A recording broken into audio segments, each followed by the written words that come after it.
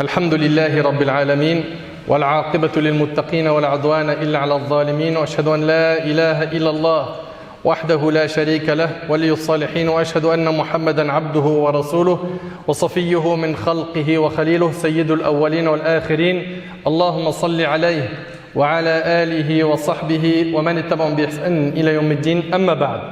Mes chers frères et sœurs, aujourd'hui avec l'aide d'Allah Tabarak wa Ta'ala, notre thème est accroche-toi à ta religion. Accroche-toi à ta religion.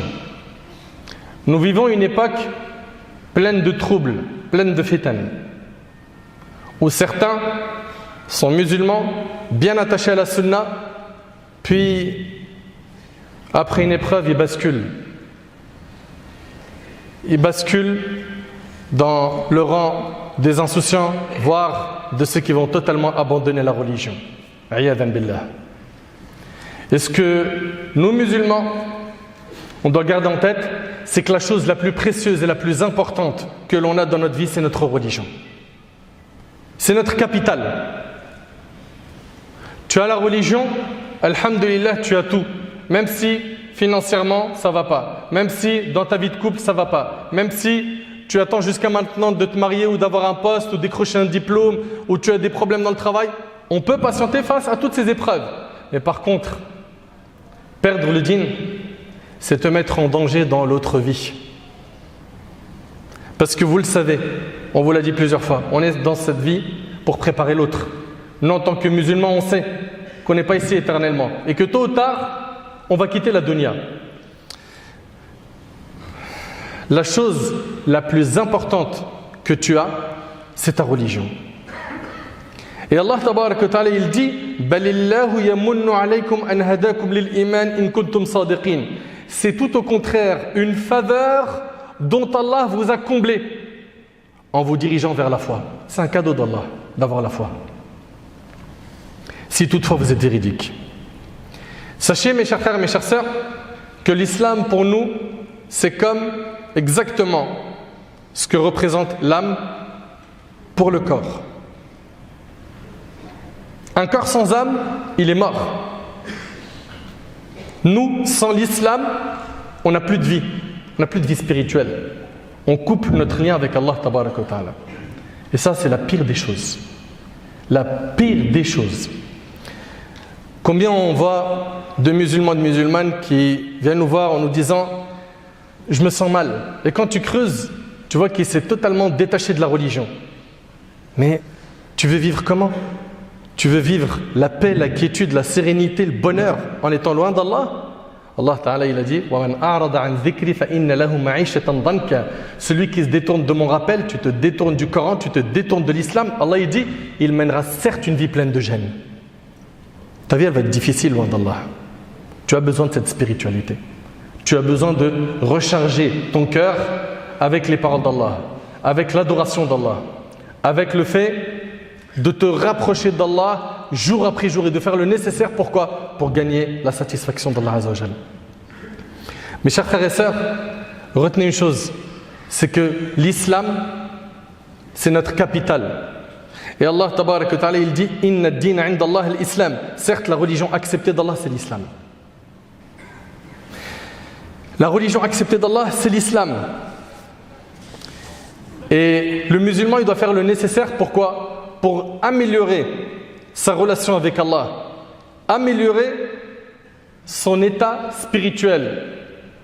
Le prophète, alayhi salatu wassalam, parmi ses doigts, qu'est-ce qu'il disait ? Allahumma aslih li dini alladhi huwa ismatu amri. Dans le hadith d'Abi Huraira qui est rapporté par Muslim, le prophète, alayhi salatu wassalam, il disait dans ses invocations, oh Allah, améliore-moi ma religion. Oh Allah, améliore-moi ma religion, celle qui met une protection pour toutes mes affaires. C'est-à-dire quoi exactement ? Améliore-moi ma religion, c'est-à-dire facilite-moi de rester attaché au Coran et à la Sunna. Facilite-moi de tenir au Coran et à la Sunna.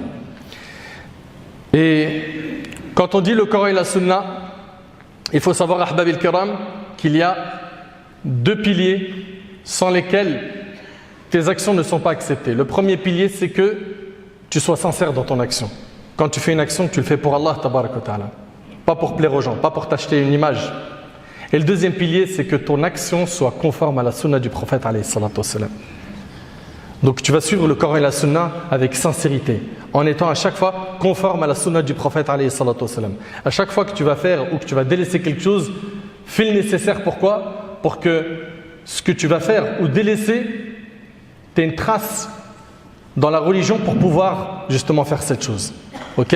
Tu as toujours une preuve qui te permet de faire ou de ne pas faire.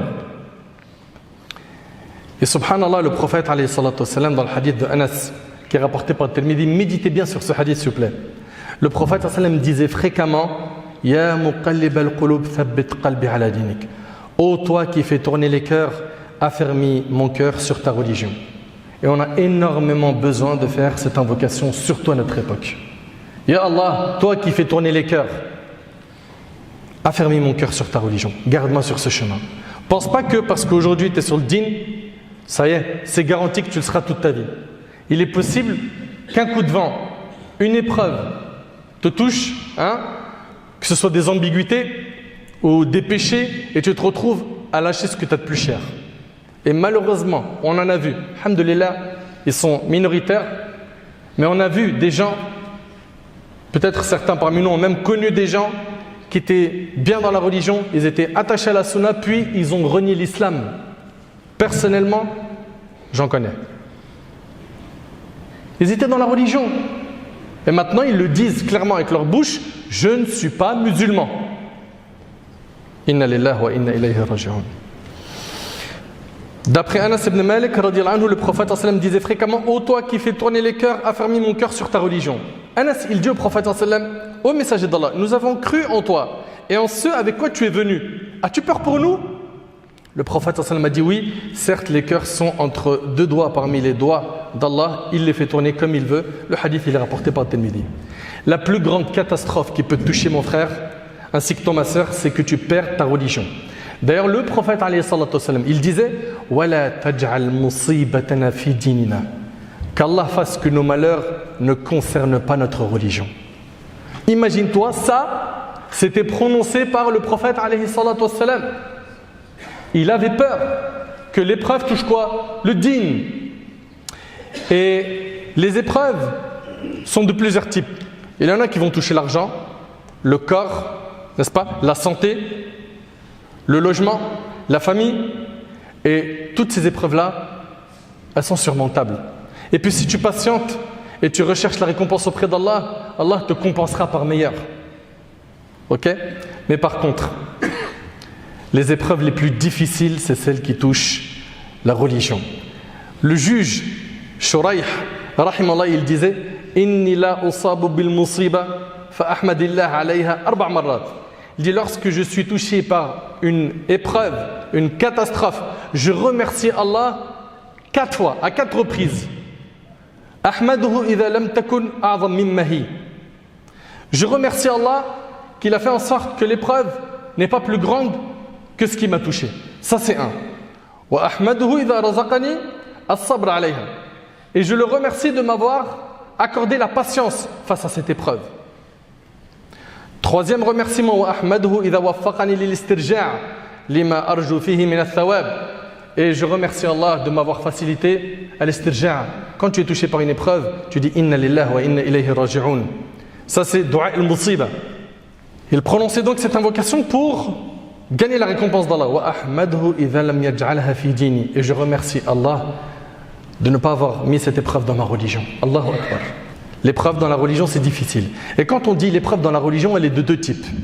Il y a ceux qui sont éprouvés par les péchés. J'implore Allah tabaraka wa ta'ala de m'accorder ainsi qu'à eux un repentir sincère. Il a accro au péché. Voilà, ça donne au haram, etc.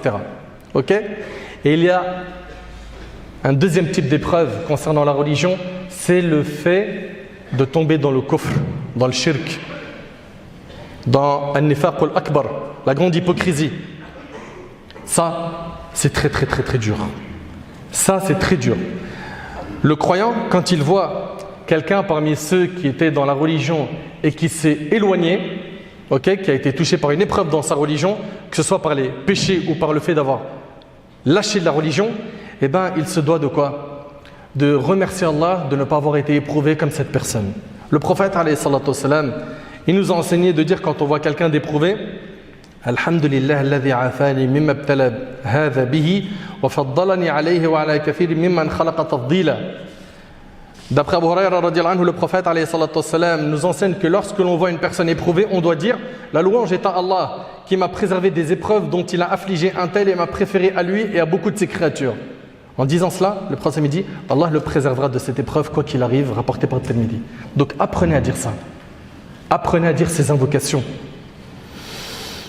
Subhanallah. Donc quand tu vois quelqu'un qui est éprouvé, que ce soit dans sa santé ou dans son dîn, dites cette invocation. Remerciez Allah tabarak wa ta'ala qu'il ne vous a pas touché par cette épreuve. Également, faites attention à vos fréquentations. Et on en a parlé je ne sais combien de fois. On a des gens qui ils sont bien jusqu'à un certain âge, surtout je parle ici aux parents. Son enfant, machallah, il a grandi avec le Coran, la bonne fréquentation, les visites de famille. Puis après, il arrive au lycée et il perd le contrôle. Le papa, il ne comprend plus rien. Ok ? Souvent, ce qui a déclenché l'égarement de ton fils ou de ta fille, c'est sa fréquentation. Sa fréquentation. Il fréquente qui ? Vous leur avez laissé une liberté totale et après vous vous étonnez. Et je ne suis pas en train d'appeler les parents à étouffer leurs enfants. Non, il faut que ton enfant soit épanoui, qu'il y ait un équilibre. D'accord ? Il va faire du sport, il va sortir, il veut manger avec ses amis. Voilà, il veut faire les choses de son âge qui sont autorisées, pas de problème, mais que ce soit balisé. C'est pas il sort avec n'importe qui, il rentre à n'importe quelle heure, il rentre avec des liasses d'argent, tu sais même pas ça vient d'où. Il rentre des fois avec une odeur de cigarette ou de drogue. Et j'en passe. Faites attention à votre fréquentation. Et on parle ici de la fréquentation des gens qui sont dans le batil, dans le faux, mais également ceux qui sont dans la religion et qui sont égarés, qui appellent à de l'égarement. Et combien malheureusement ils sont nombreux. Et combien ils se sont inventés un grand courage avec les réseaux sociaux. Combien ? Ils propagent du venin avec le net. Et à la fin, on s'aperçoit que des gens, ils ont quitté l'islam à cause de qui ? À cause de ces personnes qui les ont appelés Zama au din. J'ai reçu un message il n'y a pas très longtemps d'une personne qui m'a dit, écoutez bien, il m'a dit je n'étais pas musulman. Je me suis converti à l'islam. Il est resté un petit peu dans l'islam et il est sorti de l'islam. Il a dit j'ai tellement entendu parler de mise en garde que j'ai abandonné la religion. Et ces gens-là en fait là, qui mettent en garde contre tout le monde à tout va, qui réfléchissent pas, et qui parle souvent sans preuve. Il te dit juste, mais vas-y, t'as qu'à écouter l'audio de 2 heures. Écoute la vidéo de 2 heures. Mais c'est quoi le contenu ? Qu'est-ce qui fait sortir cette personne de la sunna ? Incapable de tenir avec toi une discussion scientifique. Non, c'est juste des copier-coller. Il a dit, je dis. Je ne suis pas capable d'exprimer quoi que ce soit comme argument, donc je te dis, écoute. Mais dedans, il y a quoi ? Et sors-moi, fais-moi gagner du temps. Non, parce que... Et on te dit n'importe quoi. Souvent des calomnies mensongères. Donc que ce soit ces frères-là ou d'autres qui appellent à malheureusement une autre voie que celle des pieux prédécesseurs, il faut être très vigilant et apprendre à prendre sa religion de gens qui ont un vrai cursus scolaire, qui ont plié leurs genoux chez les gens de science, qui ont étudié, qui sont diplômés. Mais non. Et donc ici, il faut faire attention à la fréquentation et de qui on prend la religion. Également, faire très attention à quoi ? À l'argent. Combien de gens ont quitté l'islam à cause de l'argent ? À cause de l'amour et de la noblesse. D'après Ka'b ibn Malik, le prophète a dit « Deux loups affamés que l'on envoie près d'un troupeau sont moins mauvais pour le troupeau que ne le sont pour la religion d'un homme, son obsession pour l'argent et la noblesse. » Et c'est rapporté par Tirmidhi. Allahu Akbar. Écoutez bien. 2 loups affamés que l'on envoie près d'un troupeau sont moins mauvais pour le troupeau que ne le sont pour la religion d'un homme, son obsession pour l'argent et la noblesse rapportée par Tirmidhi. Et aujourd'hui aussi, on a des gens qui n'accordent pas assez de valeur à leur religion et qui ont dévié, qui se sont égarés. Comment ? En suivant tous les avis marginaux qu'ils puissent trouver. Quand il sait par exemple que tous les savants, ils disent que riba c'est haram, qu'est-ce qu'il va faire ? Il va dire, ouais, mais est-ce qu'il n'y a pas un savant qui l'autorise ? Et à chaque fois, tu vas lui dire, mais akhi, subhanallah, sur ça, il y a ijma'. Il y a un consensus des savants sur l'obligation du hijab. Ok? Il n'y a pas de divergence. 14 siècles, les savants ils sont unanimes sur le fait que le hijab est obligatoire. Et tu as quelqu'un qui dit non, mais parce qu'il y a un avis qui dit que c'est permis de l'enlever. Qui? Donne-nous un nom de savant. Ok? Et donc, il y en a, en suivant malheureusement ces avis marginaux, qui se sont retrouvés pareil à dévier et à quitter le din. Donc tout ça, ce sont des choses qui sont très très graves. Très très graves, il faut faire très attention. Et notre bien-aimé, alayhi salatu wassalam, il nous enseignait que lorsque la fin des temps va arriver, eh ben, ça sera de plus en plus dur. Et Anas radiyallahu anhu, il dit qu'il a entendu le prophète alayhi salatu wassalam dire que vers la fin des temps, chaque époque sera plus dure que celle d'avant. Ok? Donc là, il faut vraiment s'accrocher à la religion. Garde en tête que c'est votre capital. Meurs avec le din. Ne lâchez jamais votre din. Quoi qu'il arrive, comprends que ton din, c'est ton capital. Quoi qu'il arrive, ne mourrez que musulman. Faites attention à tout ce qui menace votre din. Fermez les fenêtres et les portes qui menacent votre croyance, votre aqid. Le prophète alayhi salatu wassalam, dans le hadith rapporté par Al-Bukhari selon Abu Saïd, il a dit « Le temps est proche où la meilleure situation pour l'homme sera de posséder un troupeau de moutons qu'il conduira vers les sommets des montagnes pour pâturer dans les zones arrosées par la pluie, fuyant pour préserver sa religion des troubles de la fitna. » Allahu Akbar. Tout ça pour t'expliquer que tu n'as pas plus cher que ta religion. Et dans le hadith d'Abi Huraira qui est rapporté par Muslim, le prophète il dit « Hâtez-vous de faire des bonnes œuvres, car il va y avoir des périodes de troubles et de tentation telles des parties d'une nuit sombre. L'homme s'y trouve croyant le matin et mécréant le soir. Ou croyant le soir et mécréant le matin, il vend sa religion pour bien éphémère de ce monde. » Le hadith, on vous a dit, il est rapporté par l'imam Muslim. Subhanallah, et de l'autre côté, quand tu regardes les gens du faux, de l'égarement, comment ils sont attachés à leur égarement. Allahu Akbar. Ils sont attachés à leur égarement au faux d'une manière impressionnante. Regardez Pharaon avec Moussa alayhi salam. وقال فرعون ذروني أقتل موسى وليدعو ربه إني أخاف أن يبدل دينكم أو أن يظهر في الأرض الفساد. Et Pharaon a dit laissez-moi tuer Moïse et qu'il appelle son Seigneur. Je crains. Il craint quoi Pharaon? Je crains qu'il ne change votre religion ou qu'il ne fasse apparaître la corruption sur terre. Vous avez vu, subhanallah, les gens du faux, comment ils sont attachés à leur faux. Et Allahu Akbar, Allah tabaraka wa ta'ala, il nous a comblés de bonheur par l'islam. Et certains aujourd'hui, ils disent non, j'ai des doutes. Mais si tu as des doutes, va voir les ulama, les gens de science avec tes doutes. Si tu as des doutes, étudie la religion, les doutes vont disparaître. Les savants ont répondu sur tout cela. Par la grâce d'Allah tabaraka wa ta'ala, les savants qui sont les héritiers des prophètes, comme l'a dit le prophète sallam, il y a par la grâce d'Allah de quoi apaiser ton cœur bien comme il faut dans notre patrimoine. Et même si tu as entendu des ambiguïtés, des gens qui attaquent notre dîn avec des sujets qui vont être sensibles et tu n'as pas les outils pour contrer, sache que les savants ils ont mâché ce travail depuis très longtemps. Tu n'as pas le niveau pour regarder ça, va voir quelqu'un qui a le niveau et viens avec ton ambiguïté, mais garde en tête que tu es sur le haqq. Ok? Et que quand quelqu'un il vient, il te dit oui, vous dans votre religion, et il t'attaque, c'est volontaire, et il commence à te piquer, la première chose, dis-lui excusez-moi, vous êtes théologien, mais faites basculer la gêne de l'autre côté. Ah, t'es pas théologien, et tu te prononces comme ça, normal. Ah, t'es théologien? Là, c'est autre chose. Ok? C'est quoi ton cursus? Et généralement, c'est du vent, il n'y a rien, il n'y a ni cursus, ni théologie, rien, aucun apprentissage. C'est juste des ambiguïtés qu'ils prennent et qu'ils essayent d'injecter dans nos rangs. Le dîn, il est mahfouz. Allah tabaraka wa ta'ala préservera ce dîn par la grâce d'Allah. Et il y a des gens de science à toute époque qui sont là justement pour orienter, aider et répondre à ces égarements. Mes chers frères et sœurs, les croyants véridiques, c'est ceux qui s'attachent à la religion et qui, pour rien au monde, ne changent de religion. Regardez, subhanallah. À l'époque, il y a eu une discussion entre Héraclus et Abu Sufyan. Abu Sufyan, très connu par les Mecquois, Quraysh, okay? Une personne de haut rang, un chef. Il rencontre Héraclus. Et Héraclus, il lui dit quoi? Il lui pose la question sur les compagnons du prophète. Il lui dit, en est-il parmi eux qui, après avoir adopté sa religion, la prennent ensuite en aversion et apostasie? Héraclus demande à Abu Sufyan, est-ce qu'il y a parmi les musulmans, les compagnons, certains qui, une fois qu'ils ont embrassé l'islam, après, ils apostasient, ils lâchent la religion. Abu Sufyan répondit non. Regardez ce qu'il a dit Héraclius.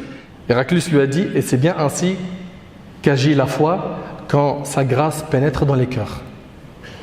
Il lui a dit, subhanallah, et c'est bien ainsi qu'agit la foi quand sa grâce pénètre dans les cœurs. Subhanallah. Allah tabaraka wa ta'ala nous dit Ya ayyuhalladhina amanu taqullaha haqqa tuqatihi wa la tamutunna illa wa antum muslimun. Oh les croyants, craignez Allah comme il doit être craint et ne mourrez qu'en pleine soumission. Mourrez musulmans. OK? C'est ce qu'a demandé Yusuf alayhi salam, tawaffani muslima wa alhiqni bis salihin. Fais-moi mourir musulman. Ça c'est le prophète Yusuf.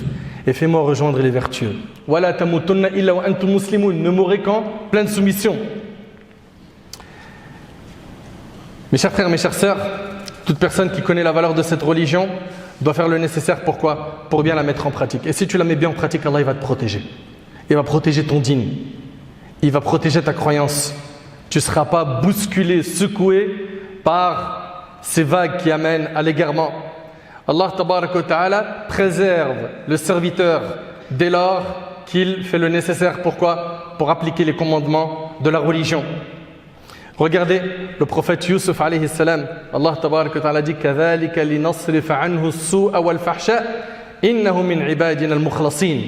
Vous savez très bien que Yusuf alayhi salam, le prophète Yusuf, il était beau et il a été tenté par Zulaykha, n'est-ce pas? Elle l'avait reçu dans sa maison et elle a essayé de le séduire, elle a même fermé les portes. Elle lui a dit Haytalak, viens, je suis prête pour toi. Qu'est-ce qu'il a dit? Il a dit ici qu'Allah me protège. C'est mon maître qui m'a accordé un bon asile. Vraiment, les injustes ne réussissent pas.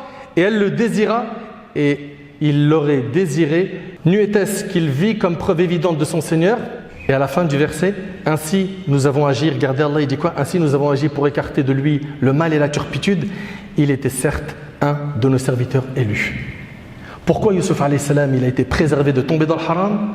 Parce que c'était un bon serviteur d'Allah tabaraka wa ta'ala. Si toi tu es un bon serviteur d'Allah, comme Allah a préservé Yusuf, il te préservera de tomber dans le haram, de tomber dans la fornication, de tomber dans le riba, de tomber dans le kufr, dans le shirk, il te protégera. Donc les clés on les connaît. Apprenez la religion, faites des invocations comme le prophète sallam pour qu'Allah tabaraka wa ta'ala nous garde sur ce chemin, fréquentons des pieux et surtout écartons-nous du haram un maximum afin justement d'avoir cette protection d'Allah tabaraka wa ta'ala. Qu'Allah tabaraka wa ta'ala me permet ainsi qu'à vous de pratiquer notre dîn jusqu'à notre dernier souffle. Qu'Allah azza wa jal nous fasse mourir musulmans. Qu'Allah azza wa jal nous raffermit lors des moments d'épreuve. Qu'Allah tabaraka wa ta'ala nous accorde une bonne compréhension de sa religion et surtout une bonne fin.